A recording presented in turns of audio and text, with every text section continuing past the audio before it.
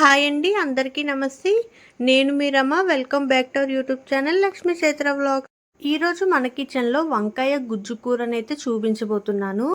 మనం వంకాయలతో గుత్తొంకాయ కూర అయితే చేసుకొని తింటాం కదా, అలానే ఇలా ఒకసారి వంకాయ గుజ్జు కూర అయితే ట్రై చేయండి.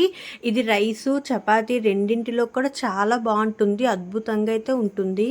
చూస్తుంటేనే నోట్లో నీళ్ళు ఊరిపోతున్నాయి కదా, చాలా బాగుంటుంది. సింపుల్గా చేసేయచ్చండి. ఒక పావు కేజీ వంకాయలతో ఈజీగా ఈ వంకాయ గుజ్జు కూరను ఒకసారి ట్రై చేయండి.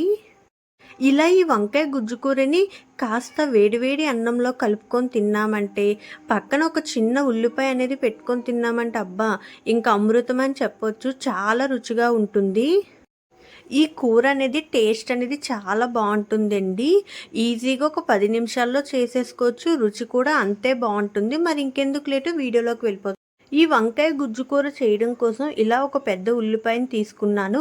అలానే 2-3 చిన్న టమాటీలు, అలానే ఒక పావు కేజీ వంకాయలను తీసుకొని ఈ విధంగా వంకాయల్ని సన్నగా పొడుగ్గా కట్ చేసి ఉప్పు నీళ్ళల్లో వేసి పెట్టుకోవాలి. ఇలా ఉప్పు నీళ్ళల్లో వేయడం వల్ల వంకాయ కలర్ అనేది మారదు. ఇప్పుడు స్టవ్ అనేది ఆన్ చేసుకొని పాన్లోకి ఒక 2 టేబుల్ స్పూన్ల వరకు ఆయిల్ వేసుకోవాలి. ఆయిల్ కాస్త వేడైన తర్వాత ఇలా ఉల్లిపాయని పొడుగ్గా కట్ చేసి వేసుకోవాలి. కాస్త ఉల్లిపాయ 1 నిమిషం పాటు బాగా ఫ్రై అయిన తర్వాత మనం ముందుగా ఉప్పు నీళ్ళల్లో వేసుకున్న వంకాయలను ఈ ఉల్లిపాయల్లో వేసి మంటను మీడియం ఫ్లేమ్లో పెట్టుకొని ఒక 5 నిమిషాల పాటు ఫ్రై చేసుకోవాలి. ఇలా వంకాయలు అన్నింటినీ వేసిన తర్వాత రుచికి సరిపడినంత ఉప్పు, అలానే పావు టీ స్పూన్ వరకు పసుపు వేసి ఒక 5 నిమిషాల పాటు వంకాయల్ని చక్కగా ఫ్రై చేసుకోవాలి. ఒక 5 నిమిషాల పాటు వంకాయల్ని ఆయిల్లో చక్కగా బాగా ఫ్రై చేసుకున్న తర్వాత మనం ముందుగా కట్ చేసి పెట్టుకున్న టమాటీ ముక్కల్ని కూడా వేసి మరొక 2-3 నిమిషాల పాటు బాగా ఫ్రై చేసుకోవాలి. ఈ వంకాయ గుజ్జు కూరకి వంకాయలు టమాటీలు అన్నీ కూడా పెద్ద పెద్ద ముక్కలుగా కట్ చేసుకొని వేసుకోవచ్చండి. ఎందుకంటే మనం మిక్సీలో గ్రైండ్ చేస్తాం కాబట్టి.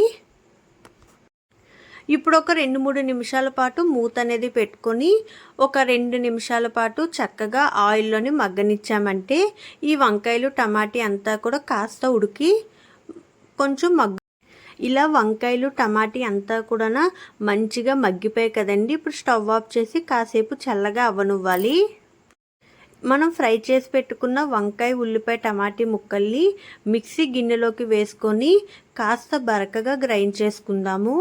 మరీ మెత్తని పేస్ట్లా కాకుండా రోట్లో దంచితే ఏ విధంగా ఉంటుందో అలా గ్రైండ్ చేసుకొని పక్కన పెట్టుకోవాలి.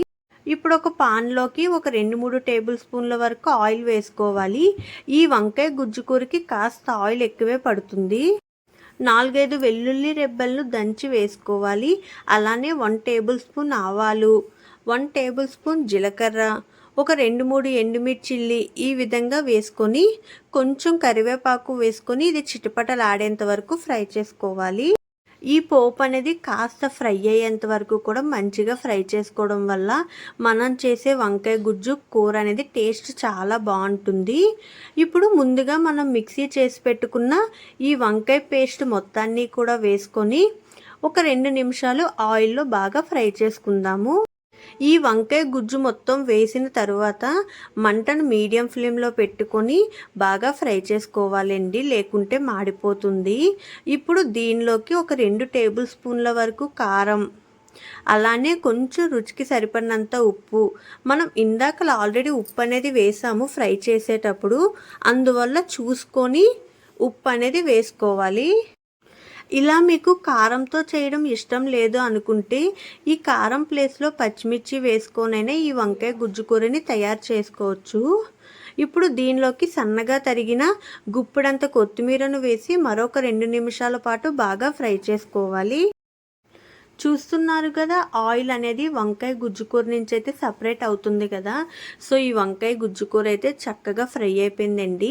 ఇప్పుడు దీనిలోకి 1 టేబుల్ స్పూన్ గరం మసాలా పొడి వేసి ఒకసారి మొత్తం కూడా బాగా కలుపుకొని మిక్సీ గిన్నెలోకి కాస్త కొద్దిగా నీళ్ళు అనేది ఒక 2-3 టేబుల్ స్పూన్ల నీళ్ళు అనేది వేసుకొని ఒక 2 నిమిషాలు ఉడికించుకున్నామంటే వంకాయ గుజ్జు కూర అయితే రెడీ అయిపోతుంది. అంతేనండి, ఇంకా ఫైనల్గా కాస్త కొత్తిమీర అనేది పైన జల్లుకున్నామంటే ఎంతో టేస్టీగా మన వంకాయ గుజ్జు కూర అయితే తయారైపోయినట్టే అండి. చూస్తుంటేనే నోట్లో నీళ్ళు ఊరుతున్నాయి కదా.